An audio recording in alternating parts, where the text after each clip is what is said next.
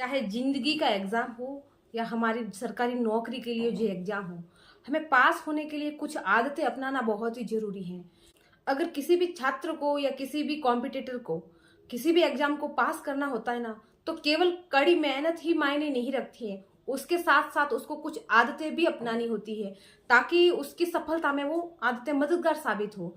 तो देखते हैं कि एक विद्यार्थी को, एक शिक्षार्थी को अपने जीवन में कौन कौन सी आदतें अपनानी चाहिए ताकि उसे अपना मुकाम हासिल करने में आसानी रहे और मदद मिले। सबसे पहला काम कि आपको कोई भी काम कब करना है, एक समय फिक्स करें। किसी भी छात्र को ये जानना बहुत ही जरूरी है कि उसको जो काम करना है वो कब करना है और कैसे करना है, किस तरीके से करना है। इसके लिए जो इंटेलिजेंट बच्चे होते हैं ना, जो टॉपर होते हैं ना, वो पहले से ही अपना समय फिक्स करते हैं अपने काम के लिए ताकि वो दूसरे बच्चों से आगे रह सके। हम पढ़ते आए हैं एक बात कि काल करे सो आज कर, आज करे सो अब, पल में प्रलय होएगी बहुरी, करे गो कब। आपको एडवांस चलना है। जो काम आपने फिक्स कर रखा है उस काम को टाइम पर ही निपटा लेना है ताकि आप आगे के लिए वापस अपनी योजना बना सको। दूसरी जो आदत है वो आपको ये अपनानी है कि भी कभी भी मल्टीटास्किंग पर ध्यान नहीं दे, बहुत सारे कामों पर ध्यान नहीं दे। एक काम एक समय में एक काम करें, एक काम पर ध्यान केंद्रित करें, उसको पूरा करें। जब वो काम पूरा हो जाए तो दूसरे काम को हाथ में ले। ऐसा नहीं कि आप उधर भी काम में लग गए, उधर भी लग गए, उधर भी लग गए। तो इससे ये होता है कि ना आप तो आप पहला काम ढंग से कर पाते हैं, ना आप दूसरा काम अच्छे से प्रॉपर वे में कर पाते हैं। तो पहले एक काम को अच्छे से अपना 100% देकर पूरा कर लो, उसके बाद में दूसरे काम पर लग जाओ। इससे जो आपका पहला काम है वो भी अच्छे से हो जाएगा और आपको अपना जो आप अपना 100% अपना कॉन्सेंट्रेशन उस काम में कर पाओगे और उसके बाद में जो दूसरा काम आप लोगे उसमें भी आप अपना 100% कॉन्सेंट्रेशन कर पाओगे। तीसरी आदत कि जो कठिन काम है, कठिन विषय है, उन विषयों पर आपका काबू होना चाहिए, आपकी पकड़ होनी चाहिए। हम ये सोचते हैं कि यार ये कठिन सब्जेक्ट है, ये हमें समझ में नहीं आ रहा, इसको छोड़ देते हैं। यार समझ में तो आ नहीं रहा, इस फालतू में टाइम वेस्ट करने से क्या मतलब है। तो आपको ऐसा नहीं करना, छोड़ना नहीं है। आप उसको एक्स्ट्रा टाइम दीजिए, एक्स्ट्रा टाइम देकर उसको अपना 100% दीजिए, फिर देखिए आपका काम होता है कि नहीं।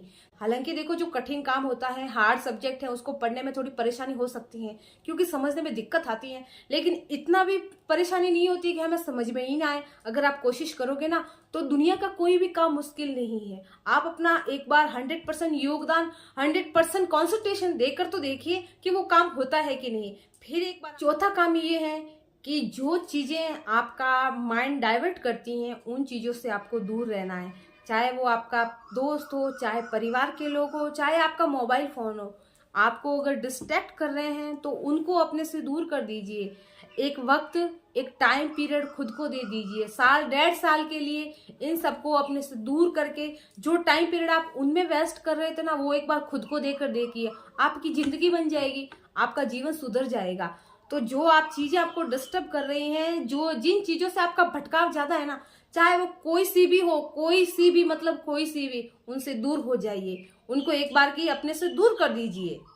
पांचवा काम आपको ये करना है, कभी भी किसी भी सब्जेक्ट में, किसी भी टॉपिक में आपको कुछ समझ में नहीं आ रहा है ना, तो किसी से भी पूछने में हिचकिचाहट नहीं करनी चाहिए। अगर आप 2 दोस्त हो या 3 दोस्त हो, साथ में पढ़ाई कर रहे हो, उनको आ रही है तो आप ऐसा मत सोचिए कि यार मैं अगर उससे पूछूंगा तो वो मेरे बारे में क्या सोचेगा। जो सोचे सोच लेने दो। कहीं से भी सीखो ना, आपको तो उस चीज को याद करना है, आपको उसको पकड़ बनानी है।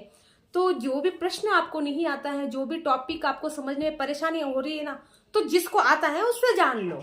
क्योंकि अगर देखो, आपको जिंदगी में सफल होना है, कुछ सीखना है, कुछ नया जानना है ना, तो प्रश्न पूछना बहुत ही जरूरी है। अगर हम अपना एटीट्यूड लेके बैठ गए ना कि यार रहने दे, मैं अगर उससे पूछूंगा तो वो मेरे बारे में क्या सोचेगा, अगर ये एटीट्यूड आपके पास में है ना, ये आपको डाउन करेगा।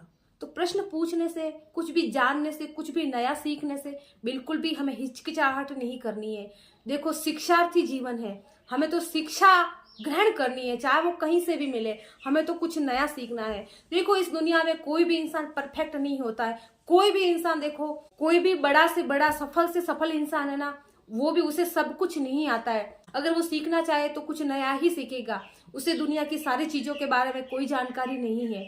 तो कभी भी हमें नया सीखने से, कहीं पर भी जानने से हमें घबराहट बिल्कुल भी नहीं करनी है। जो मन में प्रश्न आ रहा है पूछ लो और आपकी जो जिज्ञासा है ना उसको शांत करो। छठी जो आदत आपकी होनी चाहिए वो ये है कि बी पंक्चुअल। आपको समय का पाबंद होना है। आपको अपने समय का सही सदुपयोग करना है। आपको ये पता होना चाहिए आपका जो टाइम है उसको कहाँ पर लगाना है, किस कार्यों में, किन उपयोगी कामों में आपको लगाना है। आपको हर चीज के लिए, हर काम के लिए अपना रूटीन फिक्स करना है कि उस काम को मुझे इतना टाइम देना है, उस काम को इतना टाइम देना है, उस टाइम पर मुझे वो काम करना है। इस तरह से आपकी जो दिनचर्या है वो आपको निर्धारित पहले से ही कर लेनी है। आप जब सुबह उठो ना, अगर आप किसी भी एग्जाम की तैयारी कर रहे हो या फिर आप विद्यार्थी हो या आप स्कूली शिक्षा भी पूरी कर रहे हो, तो भी सबसे उठते पहले आपको अपना टाइम टेबल, दिन का टाइम टेबल जो पढ़ने से रिलेटेड है वो बना लेना है कि मुझे इस टाइम ये पढ़ना है, इस टाइम ये पढ़ना है।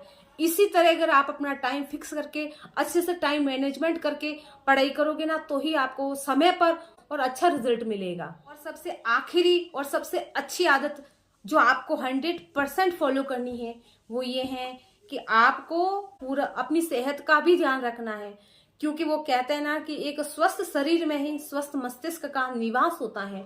तो अगर आप चाहते हैं कि आपका माइंड हेल्दी हो, आप अच्छे से पढ़ सको, इसके लिए आपको अपने सेहत का भी ध्यान रखना पड़ेगा। आपको अपने खान पान का, नींद का, अपनी रूटीन का भी पूरा ध्यान रखना ही होगा। तभी आप जो चीज पढ़ रहे हो अच्छे से पढ़ पाओगे। वरना देखो, अगर आप सेहत का ध्यान नहीं रखोगे, बीमार पड़ गए, तो फिर क्या पढ़ोगे। तो इन सब से बचने के लिए अपनी हेल्थ पर भी कंसंट्रेट करें, थोड़ा बहुत वक्त अपने खुद के लिए भी निकालें। आप अच्छे स्वास्थ्य के आधार पर ही आप अपना अगला कदम उठा सकते हैं अपनी सफलता के लिए।